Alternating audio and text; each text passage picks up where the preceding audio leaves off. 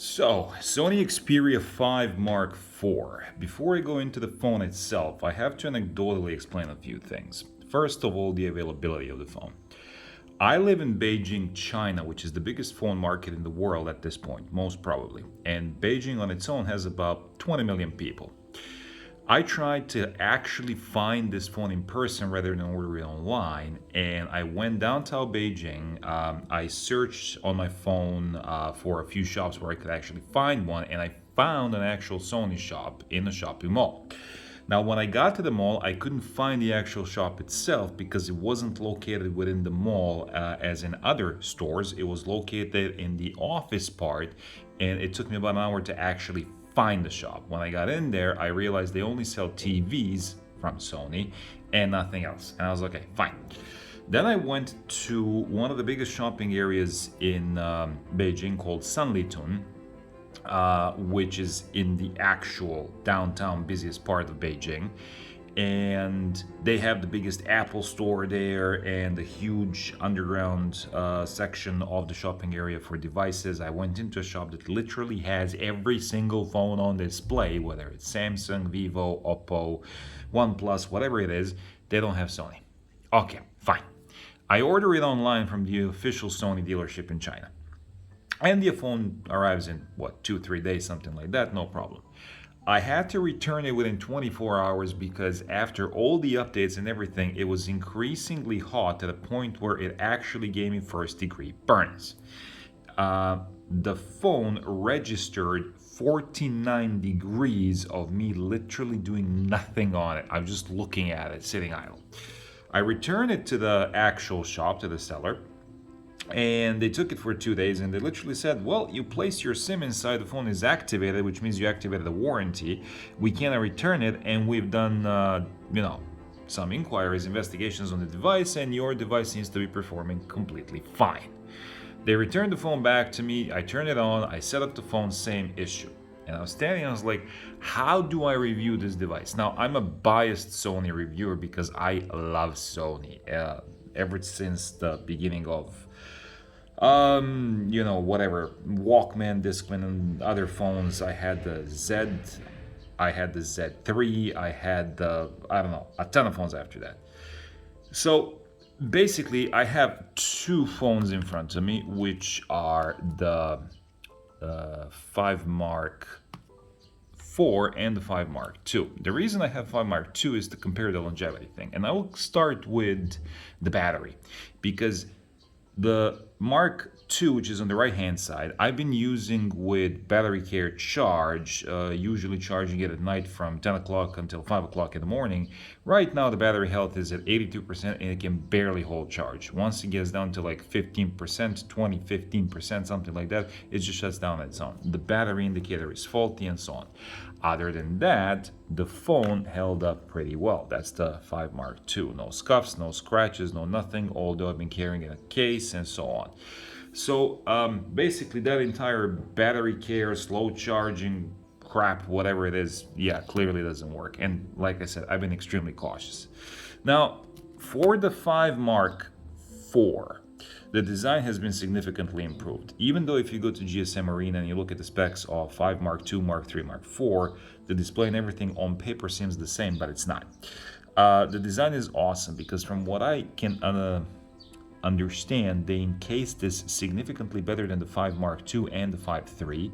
It's not nearly as slippery as the previous models because it has the glass, the frosted glass back. Not slippery, it's not prone to fingerprint. It looks significantly better as a unibody design, and the actual quality of the build, the places where they're attached, the pieces are attached to each other, they look significantly sturdier. The buttons are clickier, the Google Assistant button is gone, thanks for that. So the design overall is significantly better over the 5 Mark II and the 5 Mark III. So is the display on the front. 1 billion colors, very sharp, very color accurate. You get certain settings, so you can either go into standard mode with creator mode in certain applications when you're watching movies or editing videos or photos, or you can go to the creator mode, which gives you warmer colors and so on. You have video enhancement and so on.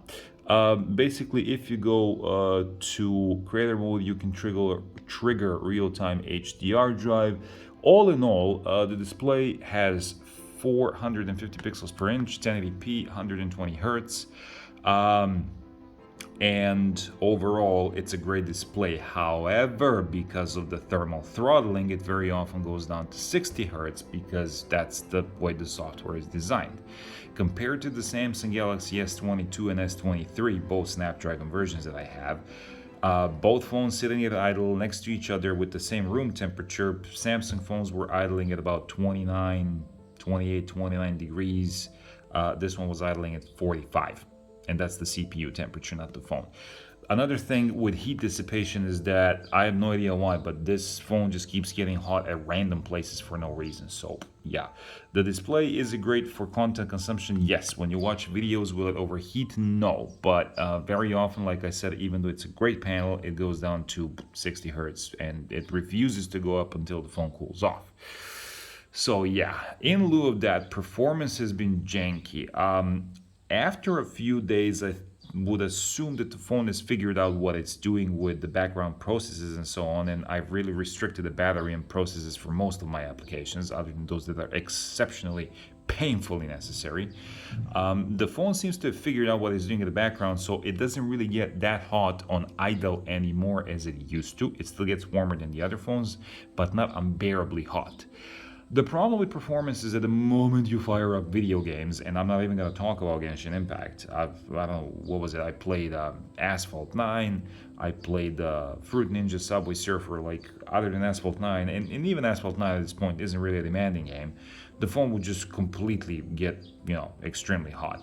The games would still play at 60 hertz, they wouldn't really get that choppy, but I really could not hold the phone. I don't know if I can catch it on camera, but I actually have I think that the phone camera cannot catch it. I actually have silky smooth skin here from the burns of holding the phone, because I would put my little finger here, and yeah, that's how affected performance is.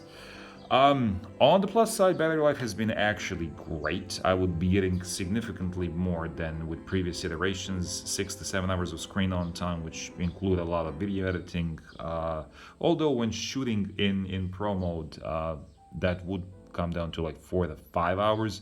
But significant battery issues you will not have, none, simply because it really is a good battery phone. Of course, if you're gaming, that's going to go down significantly fast, but it's a good battery phone, like significantly better than previous iterations, and even previous iterations were good. So in that aspect, you won't have any issues. What I do have a problem with is charging. It takes 2 hours to charge the phone. From 0 to 50 it goes at about 30 to 40 minutes. From 50 to 80 it takes an additional 20. So after about an hour, you're gonna have 80% battery, but then from that 80 to go to 90, it's gonna take an additional half an hour to 40 minutes. So really, Sony, like with my 5 Mark II, it definitely shows that even with battery care and slow charging, it still went down to 82%. Like, yeah, it's stupid at this point. Another thing that I didn't like is that for a phone that at this particular point costs $900, it doesn't come with a charger. And that's just stupid again. Like, no. So yeah, that covers performance, battery. Audio has been great. I'm not gonna do a speaker test at this point because honestly, there really is no point to doing the speaker test. The phone speakers are relatively clear, very clear in the mids and the highs. They're not distorting any of that. Bass is lacking, but you're gonna have a very pleasant, rich sounding experience, because I think they've done a lot of software trickery to actually make those mids sparkle, make it sound like it's 360. Not really sure why. Both speakers are face forward faced, sorry for that, so you're not gonna have any issues with cuffing the mic at the speaker at the bottom or any of that. Like, you really get a balanced stereo sound. Cameras. Now, I'm reviewing this as a phone. I'm not gonna go into Camera Pro, Video Pro, and any of those apps, simply because I'm literally talking about point and shoot right now, and point and shoot has been, well, better than with the previous versions. Now, I know how to edit photos myself on the go. Most people don't do that, so I'm gonna literally review this as a phone. Point and shoot, I really had no issues. The camera UI has been changed. This is stupid. 2.5 time lens as a telephoto is just ridiculous, and it's really not that great. The quality of the photos is at best. There is a lot of lens distortion with the wide angle lens. Again, Sony keeps refusing to add any software trickery, so yeah. Other than that, like I said, you have the pro modes, which I really won't go into. Here you got no exposure correction, you got none of that fancy things. So yeah, selfie camera has been significantly improved. Yeah, boy. But even with those significant improvements, it's really not that great, because I literally just snapped a photo, and as you can see, there are exposure issues and brightness issues, and yeah, it's significantly better than the previous iterations, but still not that great. Unfortunately, recording video for longer than 5 minutes again results in the camera shutdown. I've seen some YouTube editors who were reporting that this is not an issue anymore. Unfortunately, yes, it is. I live in the north part of China. I'm not in the tropical humid parts, and it still does that to me. I've seen videos from Juan Bagnell, sorry, that gadget guy, and a few others who say that this issue is persisting, but not nearly as much as previous Xperias. In my experience and my usage, it has been different. So yeah, cameras, they're different. Like, they're good. To my personal taste, they're good. I don't want to show you any sample photos right now, simply because in order for you to see that, I would have to edit this video, and if you've been following my channel, I'm not really good at it. You're not gonna get unrealistic, over bright photos and whatnot. You're gonna get realistic photos. If something is dark, it's gonna stay dark. If it's a high contrast, high dynamic range situation, the shadows are either gonna get crushed, or the bright part is just not going to be visible. There is still significant noise when shooting raw photos. Again, software trickery. So yeah, most people at this price point, most casual users, and this coming from a Sony fan, would definitely be happier with something else. If you're a professional photographer and you know what you're doing, yeah, you can probably get a use out of this camera. I'm not saying it's a bad camera, don't get me wrong, never said that. I'm just saying that it's different from what most people actually want out of a phone. Like, I would never imagine my grandparents or even my parents at this point being happy with it, because you cannot just point, shoot, and post on Instagram. You can't. It's not that type of a camera. So yeah, again, storage 256 megabytes. Gigabytes, 8 gigabytes of RAM at this point, and with Sony's really severe RAM management, I think that 5 years from now they can still put 8 gigabytes in. It will make no difference, because they simply keep shutting out everything that is not being used for like 30 seconds or longer. So yeah, am I happy with the phone? No. Like, I was severely happy with the 5 Mark II, who even at this point really outperforms 5.4 in a lot of categories, which at this point are definitely gaming, because the phone does not overheat, and the Snapdragon 865 is still a significantly powerful CPU. So yeah, you can definitely see a difference in the display when they're next to each other. Like I said, even though on paper they kind of look the same, they're not. The Xperia 5.4 has a significantly better display. The speakers, they're pretty much the same. The camera experience is better on the 5 Mark IV, definitely, especially for the selfie camera. And like I said, there are some algorithms in the background if you get lucky, if the phone decides to cooperate. Other than that, everyday performance, I would still choose the 5 Mark II, because again, no overheating issues, barely gets warm at all. If I've missed anything, let me know. Like I said, I know this is gonna trigger a lot of Sony fans, but for me as a Sony fan, and I got all their headphones and a lot of their gear, guys, just, think this one through. All right. Anyway, ask any questions, have a good one, and I'll see you in the next one. Ta-ta.